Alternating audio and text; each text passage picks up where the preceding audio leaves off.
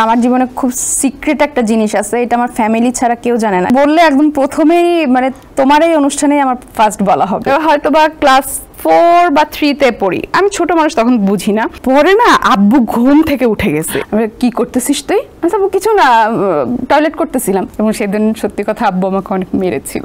আচ্ছা, জীবনে এমন কোনো কথা আছে যেটা কখনোই কাউকে বলেন নাই কিন্তু এখনো সিক্রেট হয়েই আছে? জীবনে এমন কিছু কথা মানে কাউকে বলি নাই, আগে কখনো কাউকে বলেন নাই, সিক্রেট হয়ে আছে।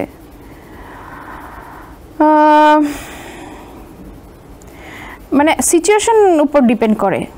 হ্যাঁ, মানে সিচুয়েশন ছাড়া মনে পড়ছে না এখন। জীবনে এমন একটা কথা জানতে চাই যেটা কখনো কাউকে বলেন নাই, আপনার সম্পর্কে হাড়ির খবরটা জানতে চাই। আমার সম্পর্কে আপনার গুঞ্জন আমি খুঁজে পাই নাই, আপনি আপনার সম্পর্কে গুঞ্জন ছড়ান। আল্লাহ, এটা একটা আমার জীবনে খুব সিক্রেট একটা জিনিস আছে, এটা আমার ফ্যামিলি ছাড়া কেউ জানে না। এটা কি এখন বলবো? এটা বললে একদম প্রথমেই মানে তোমার এই অনুষ্ঠানেই আমার ফার্স্ট বলা হবে। Okay, so I am so lucky. আচ্ছা, সেটা হচ্ছে এমন একটা সিক্রেট, এটা আজ অব্দি আমার ফ্যামিলির বাইরে কেউ জানে না। সেটা হচ্ছে এটাকে বলবো, তখন আমি অনেক ছোট, হ্যাঁ হয়তো বা ক্লাস 4 বা 3 তে পড়ি, মানে অনেক ছোট।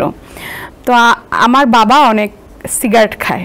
হ্যাঁ, তো আমি তো দেখি যে কি খায় এটা, ধোয়া কি খায় এটা। হ্যাঁ, তো একদিন হচ্ছে কি, বাসায় কেউ ছিল না, আমার আম্মু ভাইয়ারে নিয়ে স্কুলে গেছে, এটা কোচিংয়ে গেছে, কোনো একটা কাজে গেছে। আর আব্বু হচ্ছে ঘুমাচ্ছে। আমি কি মাথায় আসছে, কি বুদ্ধিতে আমি জানি না, আমার বাপের সিগারেটের প্যাকেট থেকে একটা সিগারেট নিয়ে ম্যাচটা নিয়ে বাথরুমে গেছি। হ্যাঁ, যেটা কি খায়, এটা কি মজা, আব্বু যে এরকম করে খায়, ধোয়া ছাড়ে, খুব ফিল দেখি এটা কি আসলে।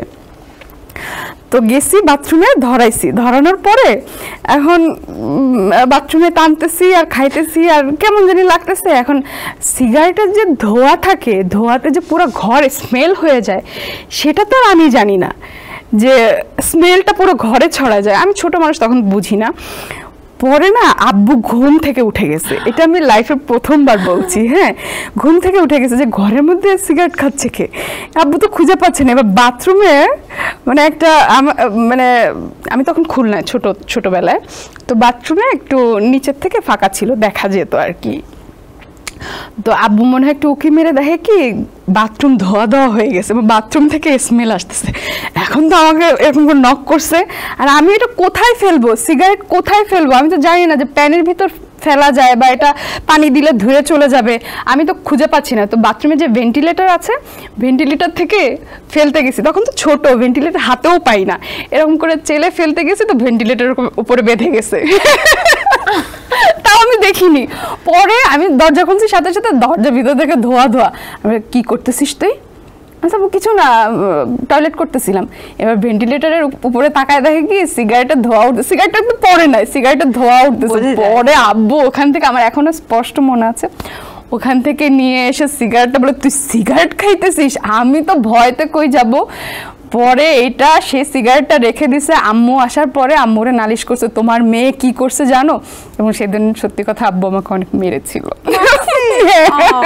আমি জীবনে একবারই আমার বাপের মায়ের খাইছি এই সিগারেটের কারণে। এটা একদম আমার সিক্রেট একটা ছোটবেলার, এটা প্রথমবার বললাম। আচ্ছা, এরকম হয় না যে সিগারেট খেতে হলে তো প্রথমবার অনেক কাশি আসে? আমি তো ওইভাবে খাইনি, বা কিভাবে খায় সিগারেট সেটাই তো জানি না। হ্যাঁ, আমি তো এরকম টেনে এরকম করে ফু দিছি। হ্যাঁ, ধোয়া হয়ে যাচ্ছে, আমার কাছে তো খুবই ভালো লাগতেছে। কত বছর হবে, আমি ক্লাস 3 তে পড়ি মেবি, তখন বয়স কত হবে, 7-8 এরকম হবে। কোনো সিনেমাতে কখনো খাওয়া হয়নি? সিনেমাতে খাওয়া হয়েছে। হ্যাঁ। আচ্ছা, তখন কি শিখে গেছেন? না, তখনও আমি একদমই স্মোক পছন্দ করি না। এমনি সিনেমার ক্ষেত্রে একটু প্র্যাকটিস করতে হয়েছে আগে, যেহেতু একদম সিনেমাতে এমন ছিল যে প্রফেশনাল একদম চেইন স্মোকার, হ্যাঁ এরকম ভাবে দেখানো হবে।